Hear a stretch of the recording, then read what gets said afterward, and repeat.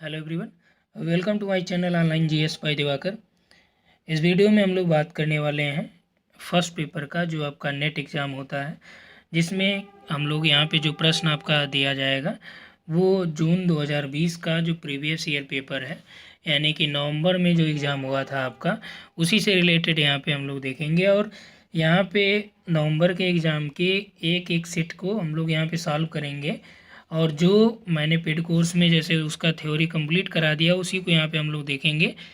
और इसका टेस्ट भी ग्रुप में करा दिया गया है। तो इसमें हम लोग teaching aptitude, research aptitude, communication और पैराग्राफ का, ठीक, उसके बाद आपका जो इन्वायरमेंट का टॉपिक है, टोटल 6 यूनिट से यहाँ पे हम लोग प्रैक्टिस करेंगे, जहाँ पे ऑलमोस्ट आपका 19 से 20 प्रश्न यहाँ पे देखने को मिलेगा। और इसका हम लोग डिटेल्ड में सॉल्व करेंगे। पिछले कई दिनों से आपको लेक्चर नहीं मिल पा रहे थे और ना तो करेंट का भी मिल पा रहा था, तो थोड़ा सा हेल्थ का इशू था। अभी फिर फ़िलहाल ठीक है। तो यहाँ पे हम लोग स्टार्ट करते हैं, आपका ज़्यादा समय नहीं लेंगे। तो जो पहला प्रश्न है वो देखिए, यहाँ पे कम्युनिकेशन से रिलेटेड है और ये डायरेक्ट आपका सिलेबस में भी मेंशन है। यदि आपने सिलेबस देखा होगा नेट का, तो वहाँ पे आप देखिएगा सिलेबस में ही डायरेक्ट मेंशन है। तो फिलहाल ज़्यादातर लोगों की क्वेरी इधर रही है कि बुक या कोई साल पेपर या प्रैक्टिस सेट कोई।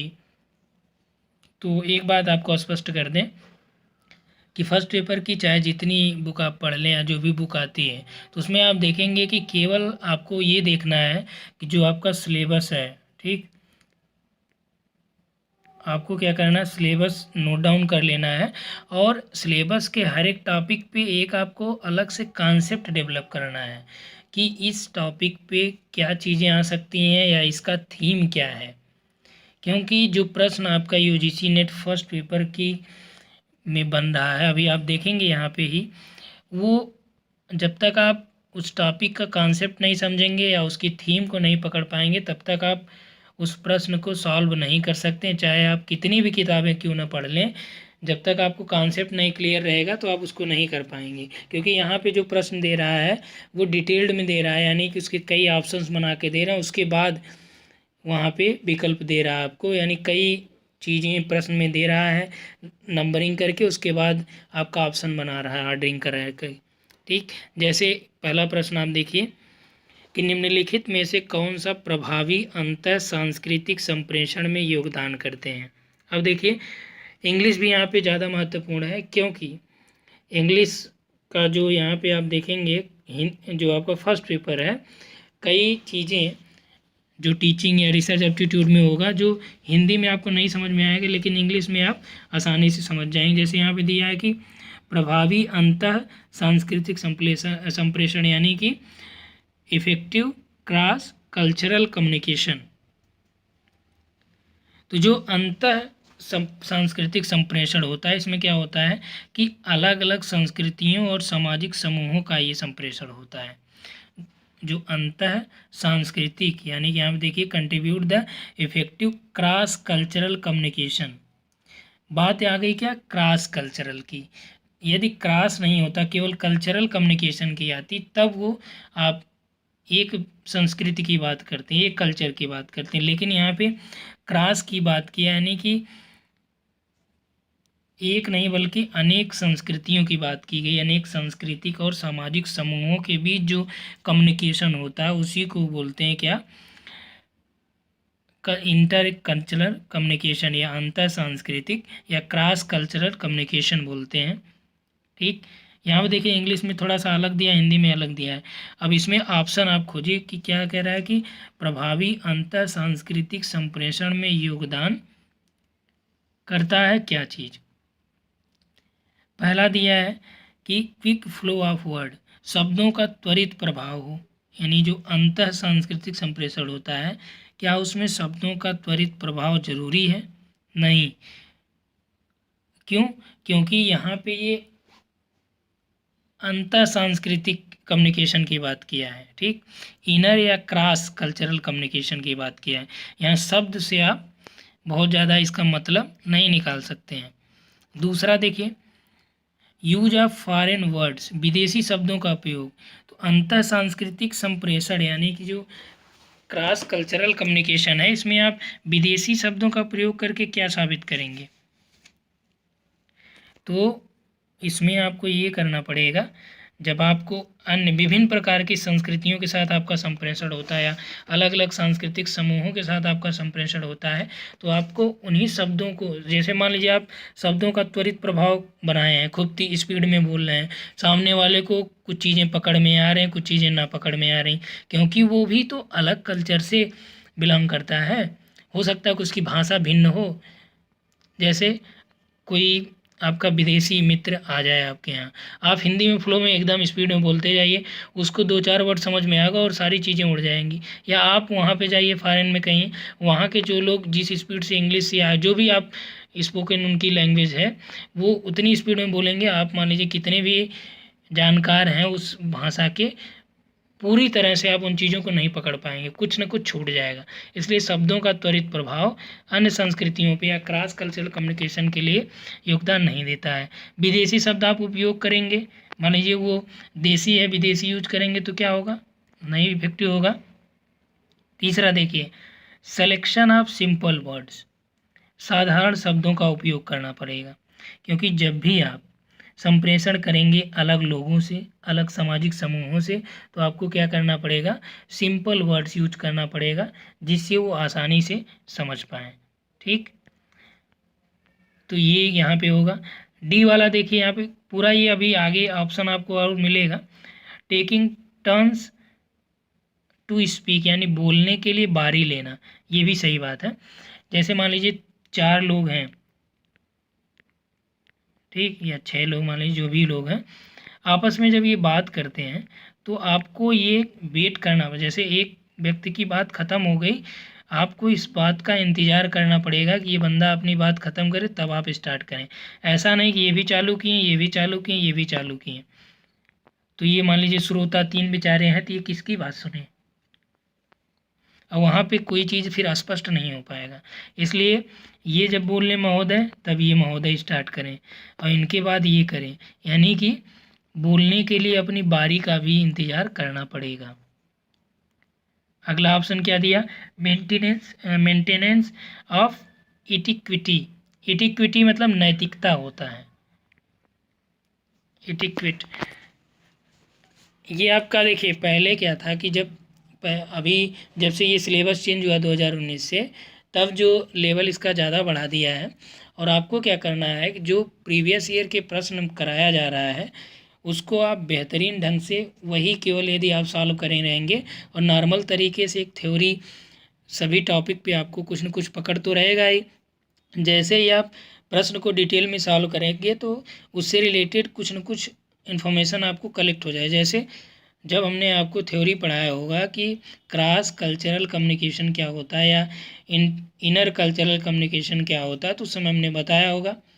यहाँ से वही चीज़ें आपको समझनी है कि बोलने के लिए अपनी बारी का इंतज़ार लेना है। ऐसा नहीं कि एक आदमी शुरू करे साथ में आप भी चलिए। शिष्टाचार को बनाए रखना है, यानी कि जो नैतिकता है उसको आपको बनाए रखना, तभी सामने वाला समझेगा कि हाँ यार, ये इसकी जो कल्चर है, इसके जो सामाजिक स्तर है वो सभ्य है। जैसे ही आप वो सामने वाला चालू किया, आप भी चालू कर दीजिए, तो ये समझेगा यार कि इसका कोई लेवल नहीं है अपना। ठीक, तो ये चीज़ें आपको समझनी पड़ेगी यहाँ पे। तो आप देखिए कि जो एक सांस्कृतिक संप्रेषण यानी कल्चरल कम्युनिकेशन के लिए आवश्यक है, क्या है, साधारण शब्द यूज करिए, बोलने के लिए बारी का इंतज़ार करिए। जैसे ही आप बारी का इंतज़ार करेंगे तो ये क्या होगा कि आपके धैर्य और शिष्टाचार और नैतिकता का ये बोध कराएगा। ठीक, यानी कि आपका सी, डी और ई ये तीनों आ रहे हैं। अब ऑप्शन में देखिए क्या क्या चीज़ें हैं, ए बी सी है, बी सी डी है, ए डी ई है, सी डी ई है। देखिए ए बी तो जिसमें है वो मान चलिए कि गलत ही है, ठीक, तो इसमें डी ऑप्शन राइट है। स्पष्ट हुआ। अब नेक्स्ट प्रश्न देखिए यहाँ पे जो दिया गया है कि बोध स्तर के लक्षण निम्नलिखित में से चिन्हित होते हैं। अब देखिए ये चीज़ें हमने कराया भी है, और आप टीचिंग एप्टीट्यूड का जो सिलेबस है उसमें आप देखेंगे कि अंडरस्टैंडिंग लेवल जो टीचिंग मेथड है उसमें आप देखेंगे 3 टाइप का दिया है। ठीक, बोध स्तर, स्मृति स्तर अलग अलग का है उसमें, मेमोरी लेवल का, अंडरस्टैंडिंग लेवल का, 3 लेवल का उसमें दिया गया है। तो इसमें क्या है, बोध स्तर का, यानी कि अंडरस्टैंडिंग लेवल के बारे में समझना है कि इसके क्या लक्षण हो सकते हैं। ठीक, चलिए यहाँ पे पहला वाला देखिए।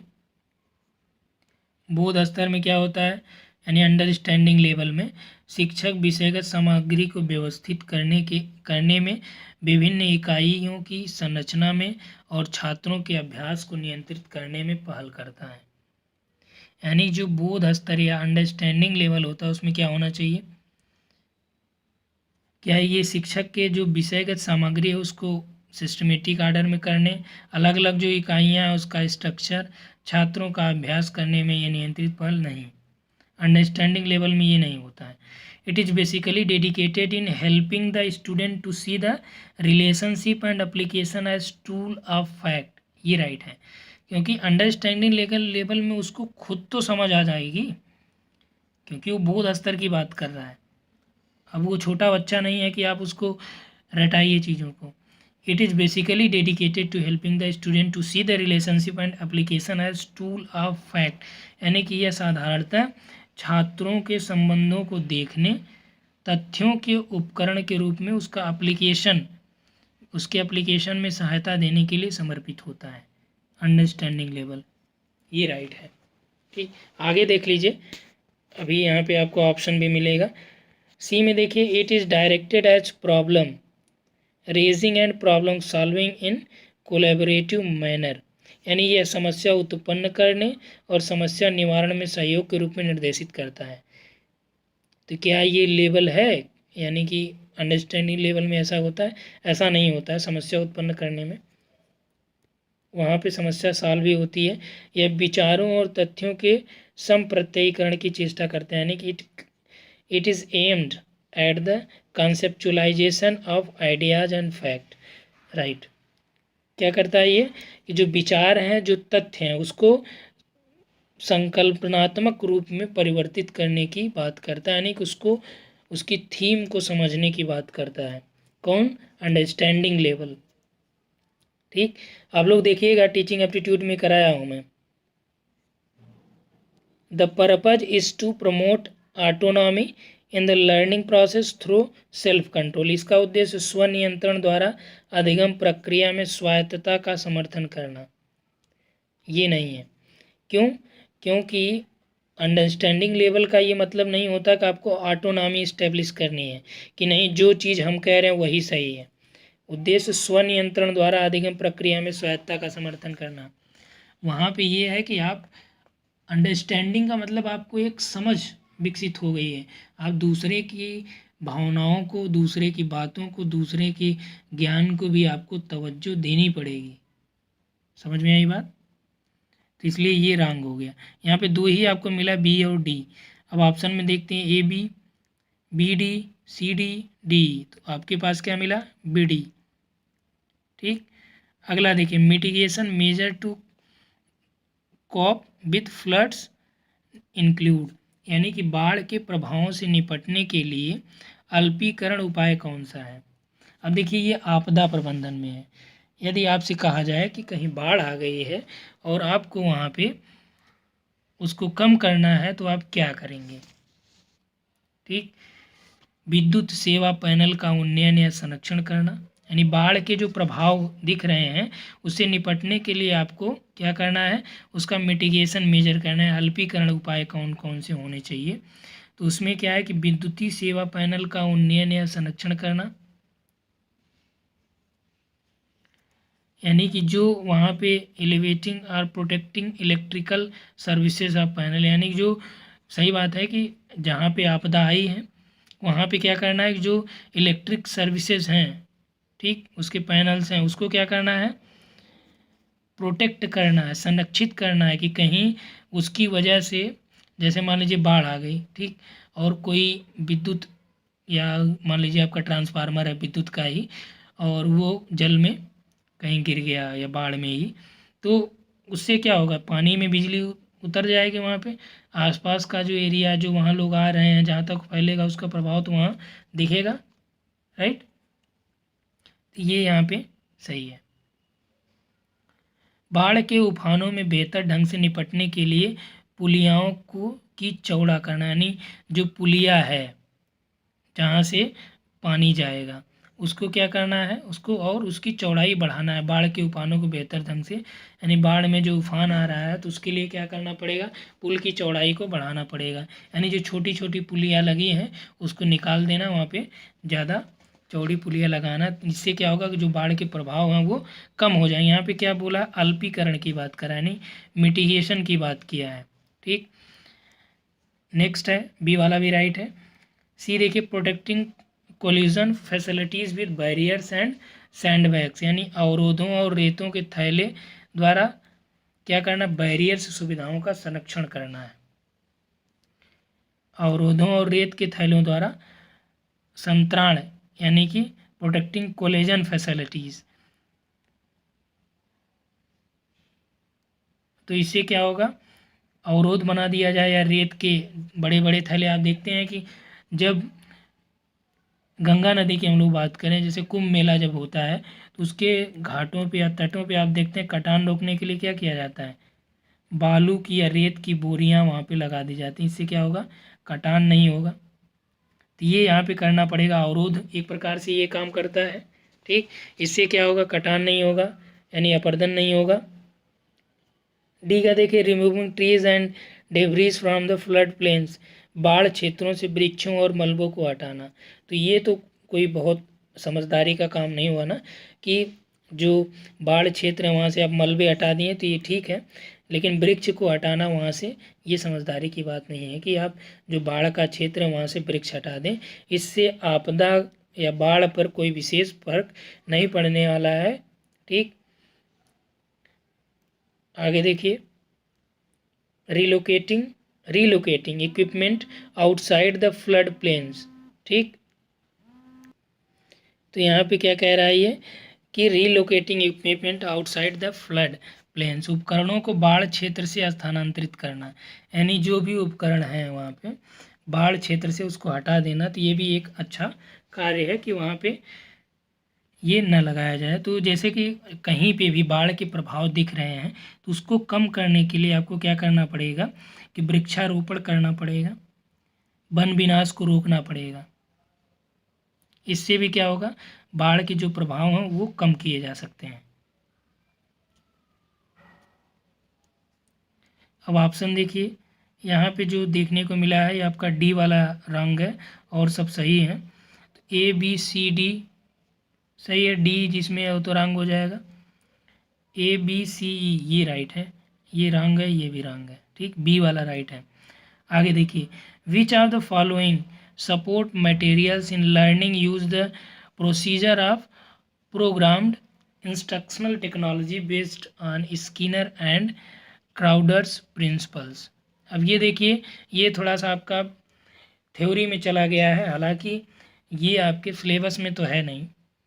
ठीक, स्किनर और क्राउडर यानी जो लर्निंग प्रोसेस के जो सिद्धांत हैं वो आपकी सिलेबस में आपके नहीं दिया गया है, फिर भी यहाँ से प्रश्न ये पूछ दिए हैं।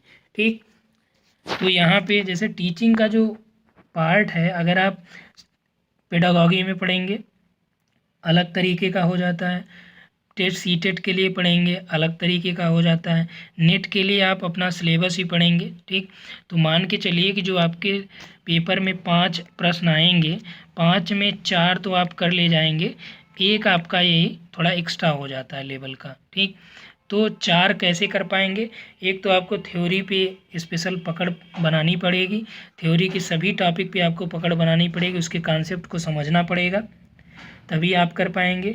दूसरा ये कि जो प्रीवियस ईयर पेपर है या जो प्रीवियस ईयर के क्वेश्चन आए हैं यूनिट वाइज भी सॉल्व करिए, और कंप्लीट जिस तरह से ये यहाँ पे मैं करा रहा हूँ इस तरह से भी आप सॉल्व कर सकते हैं। यहाँ पे प्लेलिस्ट में कई अवेलेबल भी हैं। ठीक, और किताबों में जैसे जो थ्योरी की किताबें हैं उसको पढ़ने से बहुत ज़्यादा बेनिफिट आपको नहीं मिलने वाला, जितना बेनिफिट आप पेपर को सॉल्व करके ले सकते हैं, क्योंकि आगे मई में एग्ज़ाम लगा है तो सबसे ज़्यादा फोकस आप पेपर को सॉल्व करने पे लगाइए।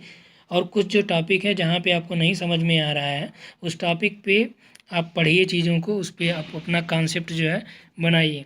अधिगम में कौन सी आधार सामग्रियाँ स्किनर और क्राउडर के सिद्धांत पर आधारित अभिक्रमित अनुदेशन की तकनीक का प्रयोग करती हैं?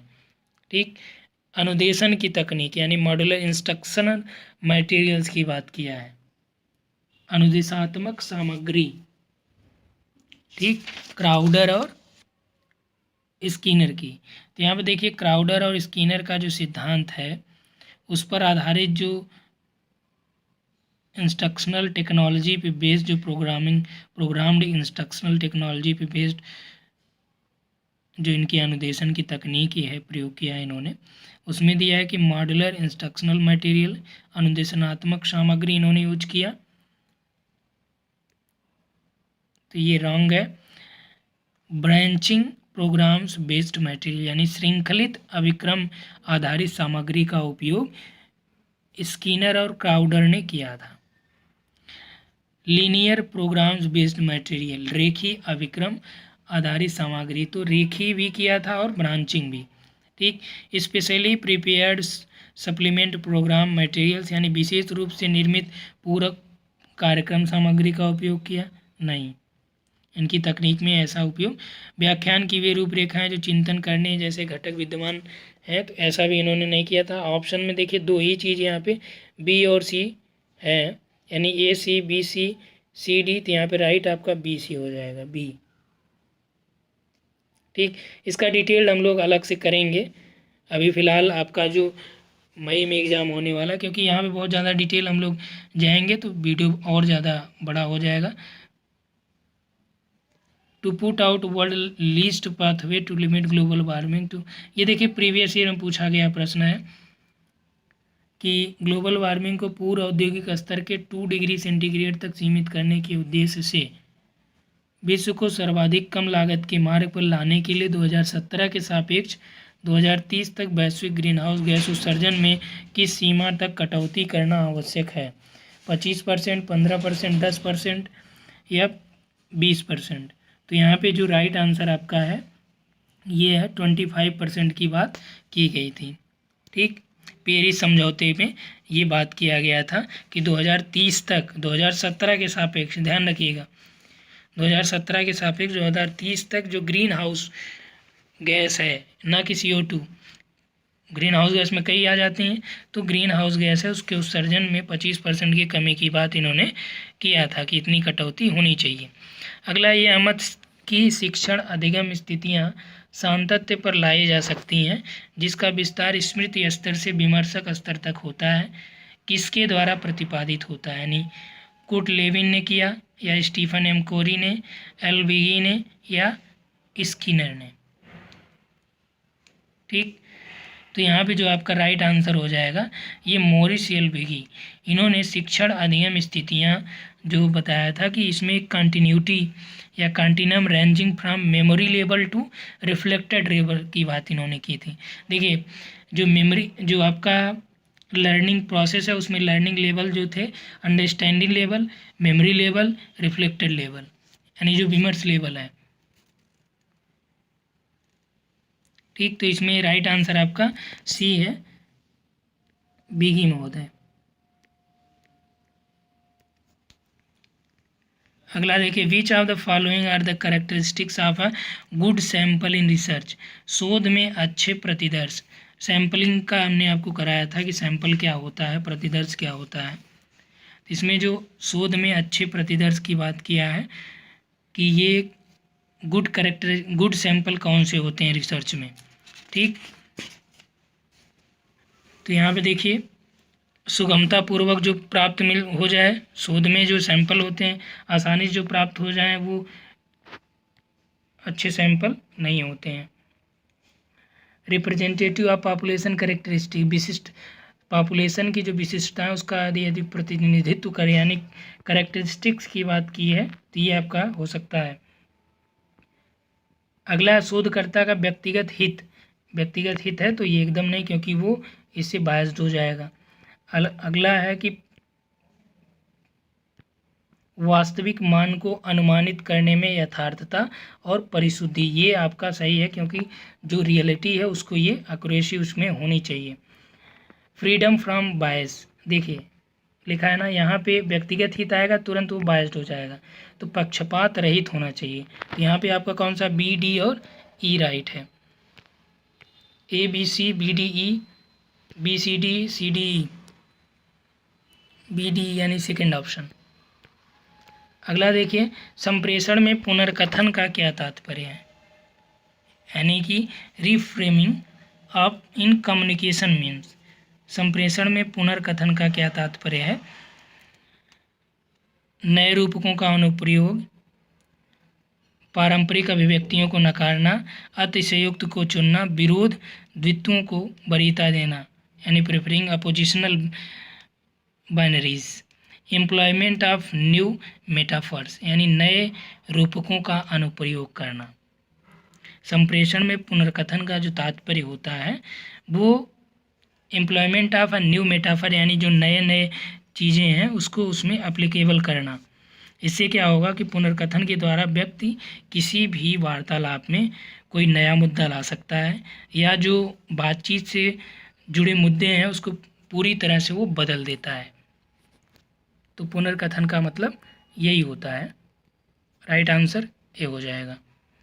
ठीक, नेक्स्ट आइए, सूची 1 और सूची 2 को मिलान करना है, इंटरनेशनल एग्रीमेंट और प्रावधान। ठीक, ये देखिए आपका एनवायरनमेंट से रिलेटेड टॉपिक है और इसको हमने कराया भी है, एनवायरनमेंट ज्योग्राफी में भी कराया है और फर्स्ट पेपर में भी आप देखेंगे कराया है, प्रैक्टिस भी इसका हो चुका है। तो देखते हैं, क्योटो प्रोटोकॉल। तो क्योटो प्रोटोकॉल में क्या प्रावधान किया गया, पेरिस एग्रीमेंट में क्या हुआ, रियो शिखर सम्मेलन में क्या हुआ, अंतर्राष्ट्रीय सौर गठबंधन में क्या हुआ, क्या प्रावधान हुआ या वो किससे रिलेटेड है। अब देखिए प्रावधान में जैव विविधता पर सम्मेलन, तो जैव विविधता पे कौन सा सम्मेलन था, बायोडाइवर्सिटी। तो इसमें देखिए बायोडाइवर्सिटी से जो रिलेटेड सम्मेलन है वो आपका रियो है। ठीक, सस्ती और विश्वसनीय ऊर्जा से रिलेटेड है तो वो आपका अंतर्राष्ट्रीय सौर गठबंधन ISA है। ठीक, तो इसमें जो राइट आंसर हो जाएगा तो वो आपका बी का 3 यानी सी का 1 और डी का 2, सी का 1 डी का 2। अब देखिए इसमें आपका क्या हो गया, ए और बी। और उसके बाद आपको यहाँ से ये देखना है कि पेरिस एग्रीमेंट कैसा था। पेरिस एग्रीमेंट आपका एक संयुक्त कार्यान्वयन था, यानी कि क्योटो प्रोटोकॉल आपका संयुक्त कार्यान्वयन था। पेरिस एग्रीमेंट जो है ये राष्ट्रीय रूप से निर्धारित योगदान इसमें था, इस प्रावधान में। ठीक, तो इसमें जो आपका राइट आंसर हो जाएगा तो हो जाएगा ए का 4 क्योटो प्रोटोकॉल और बी का 3, सी का 1, डी का 2।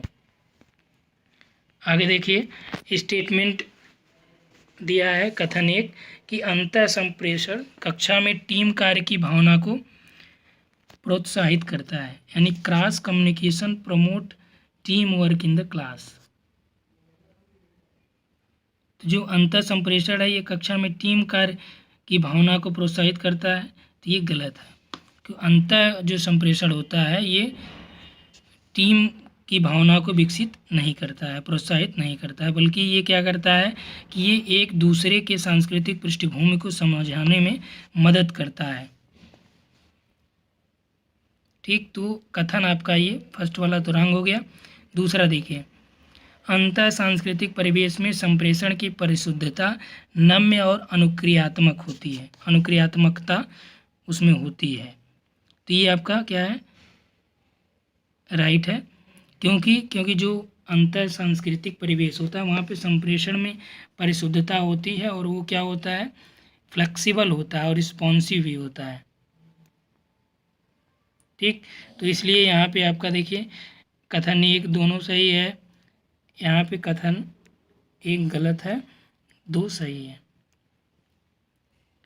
A teacher in a particular college assign percentile rank in, यहाँ पे देखिए कि किसी कॉलेज में एक शिक्षक ने अपने छात्रों के निष्पादन को सूचित करने के लिए आयोजित इकाई परीक्षण में परसेंटाइल अनुपस्थिति प्रदान की। यह किस प्रकार की मूल्यांकन की प्रक्रिया होगी। ठीक, इवैल्यूएशन का जो टाइप है या प्रोसेस ऑफ इवोल्यूशन है, उसमें ये आपको देखने को मिलेगा।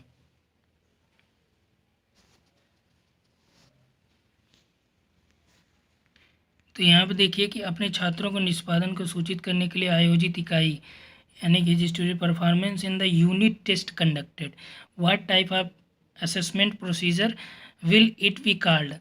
अब देखिए यहाँ पे अलग अलग जो यहाँ पे दिया गया है, इन सभी को हमने आपको समझाया है कि जो क्राइटेरियन रेफरेंस होता है यानी निकट संदर्भित क्या होता है, मानक संदर्भित क्या, निर्माणात्मक और संकलनात्मक।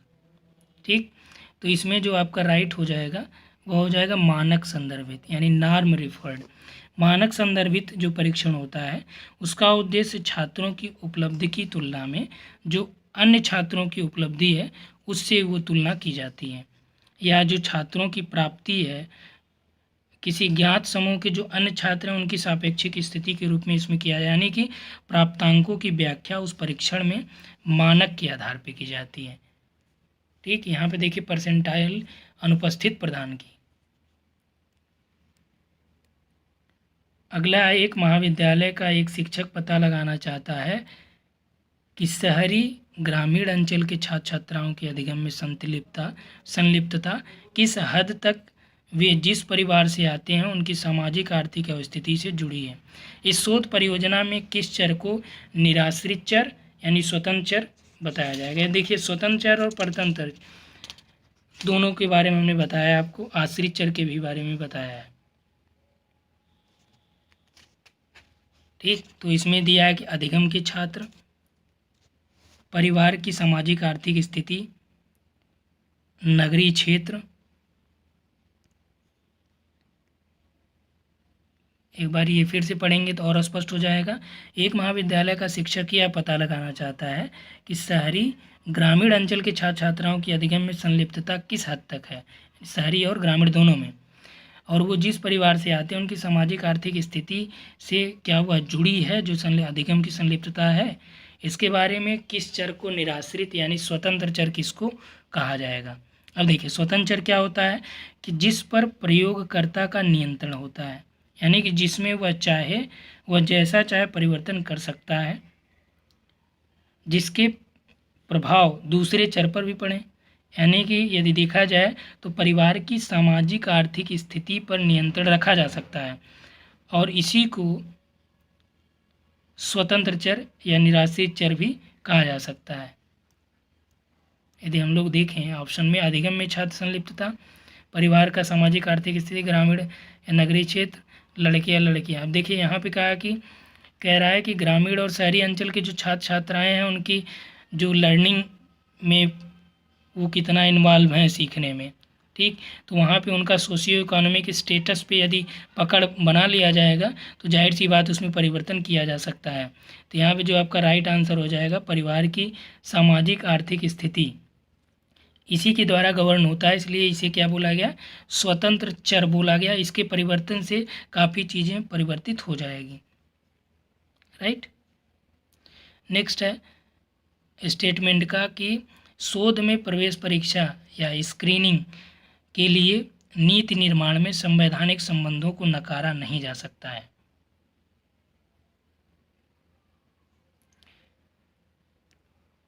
शोध में प्रवेश परीक्षा या स्क्रीनिंग के लिए जो नीति निर्माण में संवैधानिक उपबंधों को नकारा नहीं जा सकता, तो ये in research formulation of policies for admission या screening can not neglect the constitutional provisions, ये राइट है। क्योंकि कहीं भी शोध होता है या रिसर्च में एडमिशन लेना है तो जो वहाँ का एक कॉन्स्टिट्यूशनल प्रोविजंस है उसको फॉलो करना पड़ेगा। शोध डिग्रियाँ प्रदान करते समय साम्यता के हित हेतु अल्पसंख्यक कोटे का संरक्षण किया जाना चाहिए। तो यहाँ पे देखिए ये नहीं है, क्योंकि डिग्रियाँ प्रदान करते समय जो अल्पसंख्यक कोटे का संरक्षण करने से शोध की गुणवत्ता में सुधार की संभावना नहीं बढ़ती है, तो इसलिए ये आपका रॉन्ग हो जाएगा, ये राइट होगा। ठीक, इससे क्या होगा कि इससे जो रिसर्च है वो एक सही दिशा को प्राप्त होगा और गुणवत्तापूर्ण शोध में सहायक सिद्ध भी होगा। जो वर्तमान में आप देख रहे हैं हर जगह हर एक यूनिवर्सिटी में ऐसा नहीं हो रहा है, ऐसा होना चाहिए। हालांकि ये किताबों में तो हो रहा है फॉलो, लेकिन वास्तविक रूप में नहीं हो रहा है। जिसका जहाँ सेटिंग है वो अपना उसी के अकॉर्डिंग वहाँ पे उसका एडमिशन हो जा रहा है। तो इसलिए अब हम लोगों को जो व्यवहार में चीज़ें हैं वो नहीं फॉलो करना है, प्रश्न आपको सिद्धांतिक चीज़ों पे ही उत्तर इसमें देना है। कथन 1 सही है, 2 गलत है। ठीक, अगला देखिए, महासागरों के जलीय वातावरण में कार्बन भंडार की निम्नलिखित प्रति एकक द्रव्यमान में कार्बन मात्रा के सही घटते क्रम की पहचान करनी है। यानी कार्बन की मात्रा कहाँ पे कैसी रहती है, इसी का एक क्रम आपको यहाँ पे देखना है कि तलछट में कितना रहता है, लिविंग ऑर्गेनिज्म यानी जीव जंतुओं में, घुले हुए जैविक पदार्थों में, ठीक, या घुले हुए अजैविक में। तो इसमें एक क्रम आपको दिखाना है कि कौन सा ज़्यादा है। ठीक, तो यहाँ पर दिया है कि identify the correct sequence in decreasing order. ठीक, इंक्रीजिंग नहीं बल्कि डिक्रीजिंग यानी घटते क्रम में। तो सबसे ज़्यादा देखिए कहाँ पे कार्बन आपको देखने को मिलेगा, तो जो तलछट है सेडिमेंट से वहाँ पे। उसके बाद आपका जो घुले हुए अजैविक है यानी डिजॉल्व इन ऑर्गेनिक मैटर्स। उसके बाद आपका जैविक पदार्थों में, ठीक, यानी लिविंग जो ऑर्गेनिज्म है। ठीक, उसके बाद आपका हो जाएगा किसमें, घुले हुए जैविक पदार्थ के बाद आपका जीव जंतु में, ये चौथे नंबर पे आएगा। डिजॉल्व ऑर्गेनिक मैटर तीसरे पे आ जाएगा। ये आपका दूसरे पे, ये आपका पहले पे है। ठीक, यानी A D C B, A D C B, B right है। ठीक, नेक्स्ट आइए, अब यहाँ पे आपको पैराग्राफ ये सॉल्व करना है। पैराग्राफ सॉल्व करने के लिए सबसे पहले आपको क्या करना होगा कि आप एकदम नीचे आ जाइए और पहले आप प्रश्न पढ़ लीजिए। प्रश्न पढ़ने के बाद आपको समय भी कम लगेगा और आप आसानी से इसको सॉल्व भी कर ले जाएंगे। तो चलिए हम लोग पहले पढ़ते हैं। इमोशनल मैच्योरिटी यानी संवेगात्मक परिपक्वता। उसके बाद है संवेगात्मक कारकों के स्पष्ट आकलन से हम क्या बनते हैं। फिर आपका समुचित रूप से प्रयुक्त संवेग हमारा किस रूप में मार्ग प्रशस्त करते हैं। मानव संवेग क्या है, इसको सीक्वेंस में यहाँ पे लगाना है कि कौन सा सही है।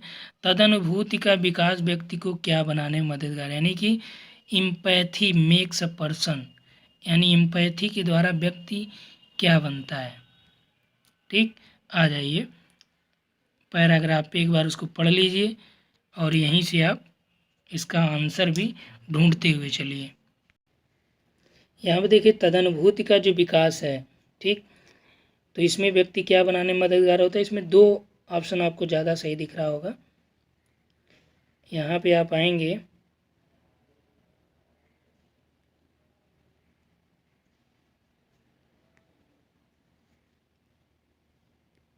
यहाँ से पढ़िए, संवेगात्मक विकास का एक दूसरा पक्ष है जिसके अंतर्गत हम संवेगों द्वारा, संवेग यानी इमोशन से, ध्यान रखिएगा, संवेगों द्वारा दूसरों को पढ़ते हैं, इमोशन से दूसरों को पढ़ते हैं, उसको समझेंगे।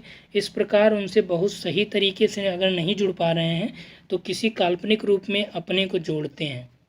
तो यदि हम लोग देखें यहाँ पे जो ज़्यादा सही उत्तर होगा, ठीक, यहाँ पे चूँकि दोनों ऑप्शन आपको मिल रहे हैं, आपने वहाँ पे पढ़ा अभी लास्ट में, एक तो काल्पनिक रूप में दूसरे से न जुड़ना मतलब जुड़ना, दूसरा कि इमोशनली। तो वहाँ पे देखिए लाइन आपने पढ़ा कि संवेगों द्वारा दूसरों को पढ़ते हैं। तो ज़्यादा सही यदि हम लोग देखें तो भावनात्मक रूप में दूसरे से जोड़ना, ये आपका इम्पैथी है, तदनुभूति है। तदनुभूति यानी कि उसकी भावनाओं को आप समझ रहे हैं। ठीक, तद अनुभूति, तद मतलब उसके जैसा ही आप जब अनुभूति करते हैं। क्लियर, इस वीडियो में इतना ही हम लोग बात करेंगे। आपने देखा कि काफ़ी चीज़ें यहाँ पे हम लोगों ने क्लियर किया और जिस तरह से यहाँ पे सॉल्व किया गया है ऐसे आप उसको सॉल्व करेंगे तो आसानी से सॉल्व कर पाएंगे। इसमें देखें आप कि बहुत ज़्यादा थ्योरी की आवश्यकता नहीं है, बस आपने कॉन्सेप्ट यदि अच्छे से समझ लिया है। अब 2-4 प्रश्न ऐसे होंगे जो थ्योरी बेस्ड होंगे, या एग्जामिनर जो है यदि 50 प्रश्न देगा तो वो ये थोड़ी चाहेगा कि आप 50 में 50 सही करिए, क्योंकि जब 50 में 50 आपका सही हो जाएगा तो वो उसके ऊपर सवाल उठेगा। और ये आपका जो मास्टर के बाद एग्ज़ाम ये होता है, यानी पीजी के बाद का होने वाला एग्ज़ाम है, काफ़ी लेवल का एग्ज़ाम होता है ये। और जैसे ही सिलेबस चेंज हुआ है, जो प्रश्न का पैटर्न है बहुत ही हार्ड लेवल पे ये गया है, लेकिन यहाँ पे आप देखेंगे यदि कॉन्सेप्ट आपका क्लियर है तो आसानी से आप इसमें ज़्यादा प्रश्न कर पाएंगे। ठीक, तो इस वीडियो में इतना ही। उम्मीद है आप लोगों को पसंद आया होगा, तो वीडियो को लाइक करिएगा, कमेंट करिएगा, अपने मित्रों तक शेयर करना मत भूलिएगा। Thanks for watching.